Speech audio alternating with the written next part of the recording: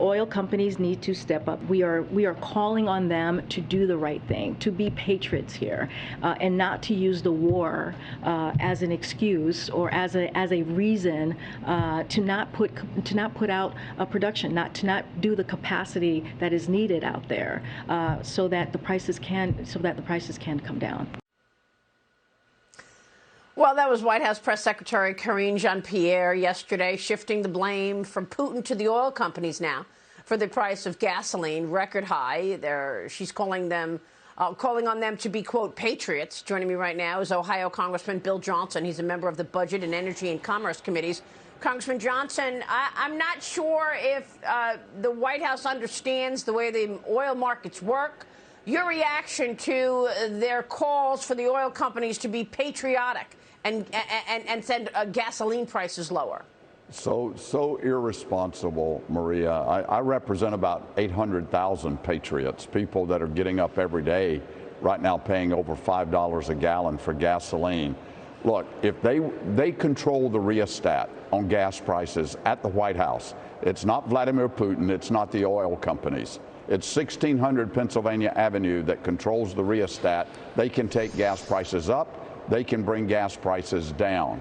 They can do so. They can bring gas prices down by opening up oil and gas production on federal lands. The American Exploration and Production Council says we get about 24% of our oil and gas off of federal lands, public lands. They've stymied that. We don't have the pipelines and the infrastructure necessary to get that oil to market, to the refineries. The White House is doing everything it can to keep these gas prices high, at the same time blaming everybody else except their failed policies. This is such a sad situation we're in. Well, it's quite extraordinary, actually. I mean, to hear the president get all tough trying to make the American people believe that it's the oil company's fault that oil prices are where they are after this White House canceled leases, did a whole host of executive orders making it increasingly tough to actually do business with fossil fuel companies. Even the Securities and Exchange Commission is sending out new rules for corporate America to follow as it relates to climate change. And yet they're there with this, muster and this toughness against the oil companies, and nobody calls them out. It's absolutely outrageous. It is outrageous because they want these high gas prices. The president has made it very clear. He plans, and his idea is to eliminate the use of fossil fuels in America. And by the way, the rest of the world is not going to do that. Over 90% of the world's energy comes from fossil fuels, Maria. It's not wind and solar. And why our president seems to think that our country has to do without it is beyond me. But they want these high gas prices. They want these high energy costs, which are driving up the cost of everything. It takes energy to manufacture a product. It takes energy to get that product to market, to get to the store to buy it. It's crazy what they're doing. Again, they hold the rheostat. They can turn them up or down. That's right. Yes, I understand that.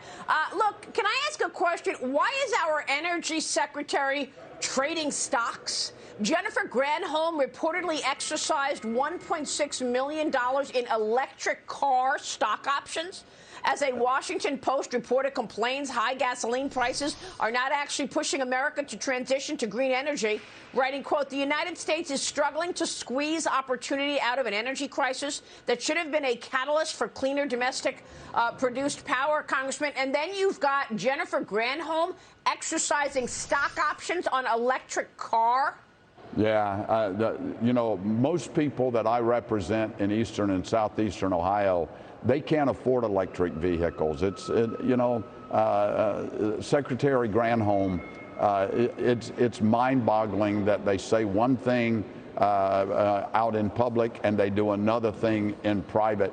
If everybody in my district had an electric car, Maria, that wouldn't, it would not make a fraction of a difference compared to harvesting our natural gas and oil in terms of climate change. Yeah. And that's what they say they're going for. This is all about control. It is not about carbon. And they're trying to raise the prices of everything through this assault on fossil energy in order to get to meet their goal. Yeah, no, it's intentional. We know that they're trying to jam through this climate agenda. But how inappropriate for the Energy Secretary of the United States to be pushing electric vehicles at a time that she's actually exercising $1.6 million in electric car stock options. Yeah, it is. You know, one thing that people don't consider, you take an electric vehicle costing somewhere between $60,000, $80,000, depending on the model that you buy. Do you know that battery has a shelf life? It has a lifespan.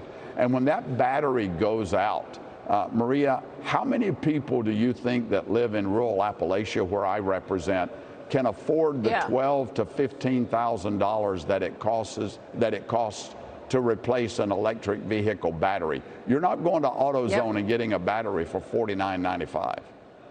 No, you're not. Congressman, thanks very much for your leadership on this issue. Incredibly outrageous story out of the White House with all of this misinformation about gasoline prices. Congressman, we'll stay on the story. Good to see you, Bill Johnson, in D.C. this morning.